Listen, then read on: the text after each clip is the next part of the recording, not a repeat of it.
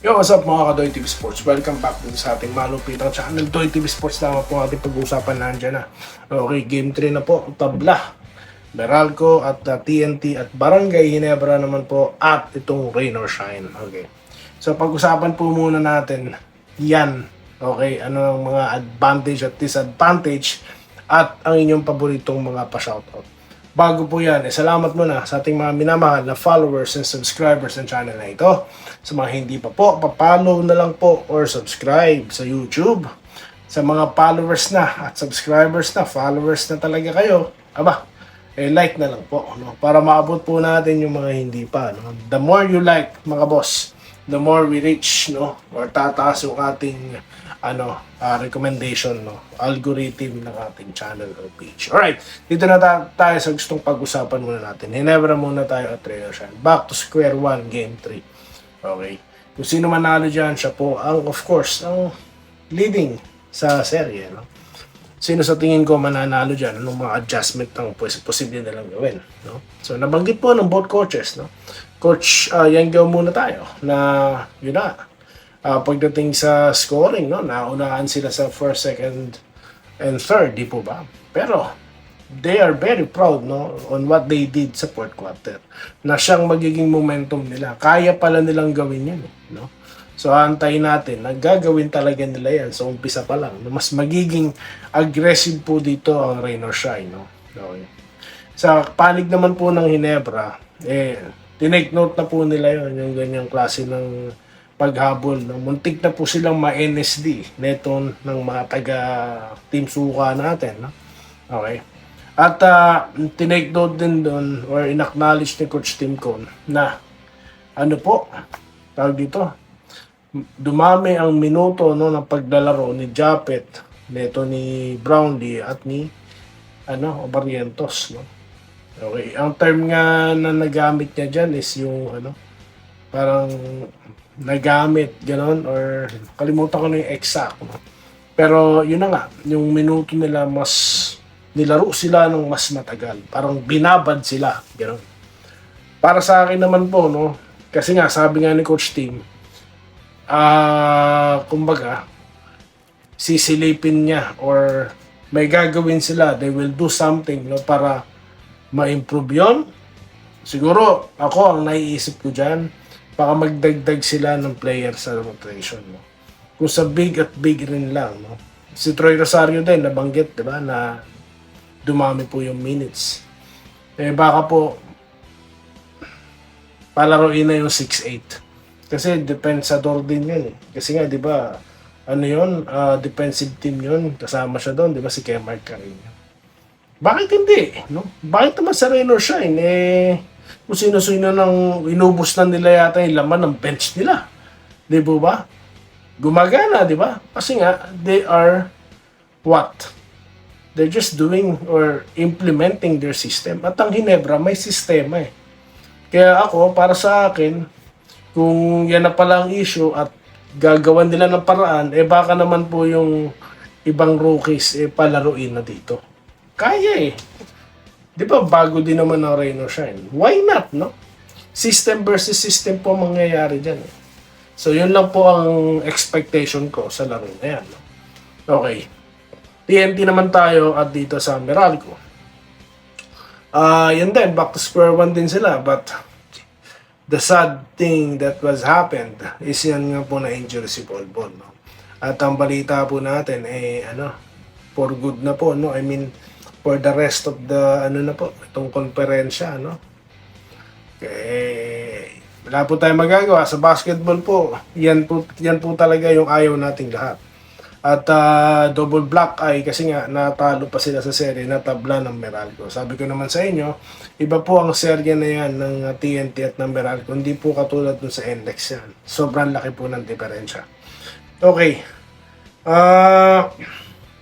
Titignan po natin ang magiging bagong recruit ng TNT. No?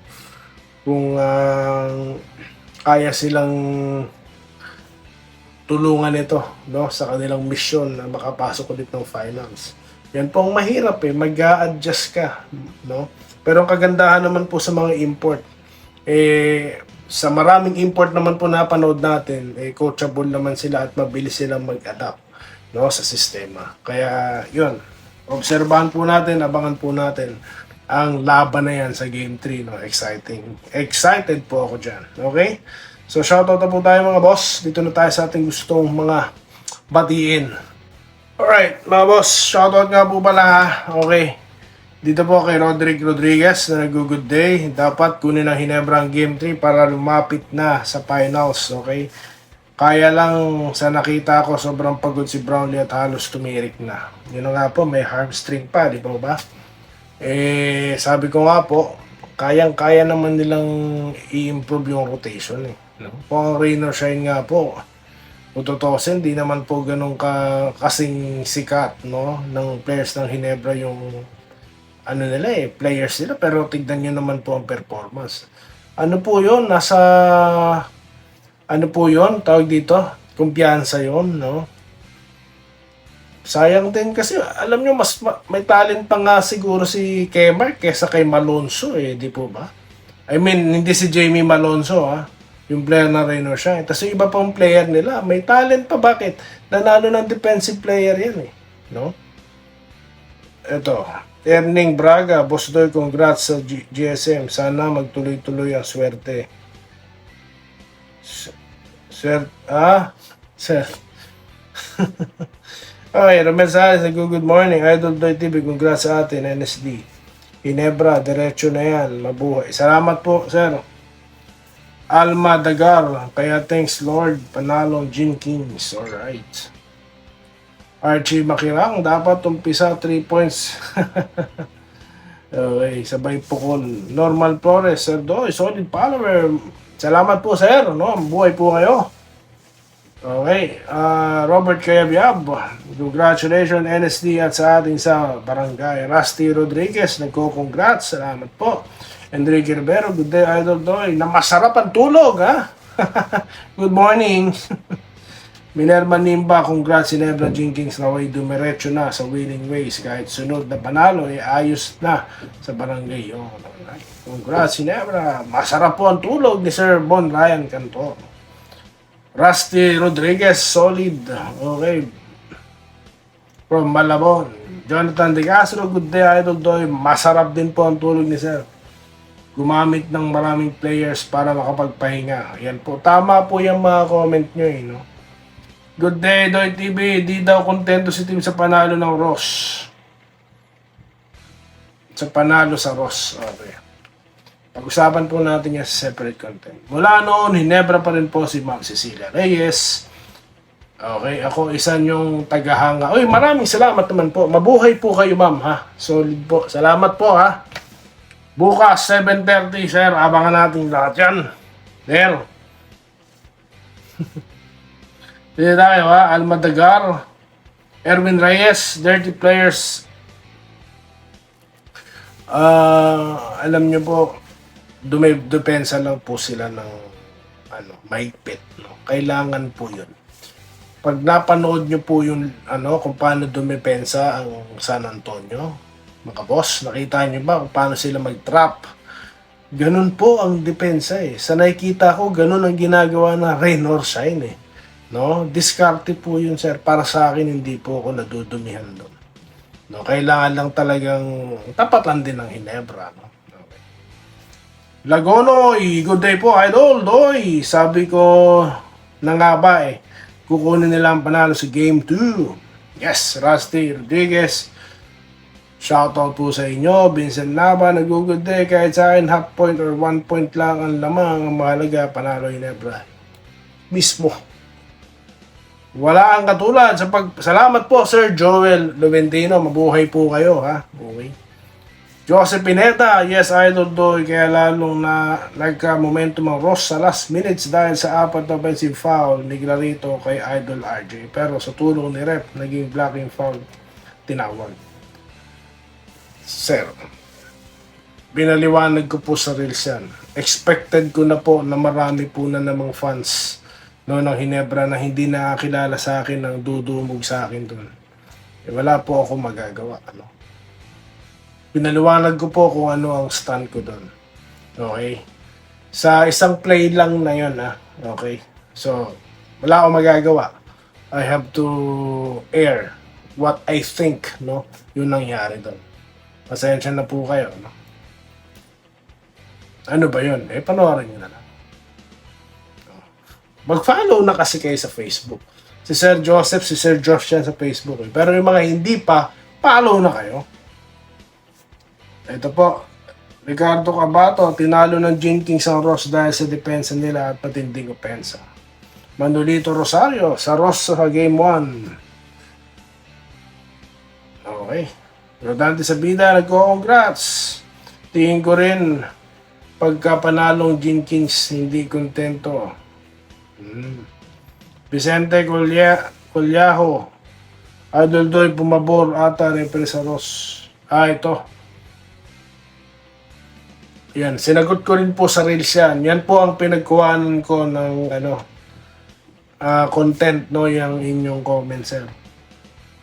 Wala nga basher, mayroon idol nakatago sa lungga. Enrique Rivero. Alam niyo po ang ibang nagiging basher ni Doy TV? Hindi ko alam kung nagpapanggap na Hinebra fans yung mga yon, no? Sa Facebook, ang dami po, no? Ng mga naliligaw po ng I mean, ang dami po hindi nakakilala kay Doy TV dun sa Facebook, no? Pero wala po akong problema dun.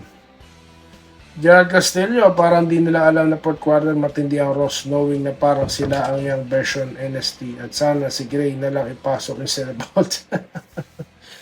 Well, alam niyo po, abangan po natin, baka may adjustment dyan si Coach Tim. Alam niyo, gusto ko nga po magising na si Stephen Holt. No, dapat po maging aggressive na siya, no? He is a rookie of the year, mga boss. At grabe po ang experience yan sa labas ng PBA. No? Kung nagpapaputok na si Barrientos, dapat sinasabayan niya na. Dalawa silang rookie of the year. No? Dapat itong itong topic natin ngayon, i-share nyo to, mga boss. Share nyo sa mga group, kung totoo yung mga group na yan, may mga Hinebra group daw na yan, post nyo to, para makarating kay Holt yung mensahe natin. Holt! No? Maging aggressive ka na, umatake ka na, Holt. Tsak, may sasabit yan pag umatake yan. No? Tapos yung mag-initiate siya ng yung ginagawa ni Thompson, kayang-kaya niya yun dahil marunong mag-dribble si Holt.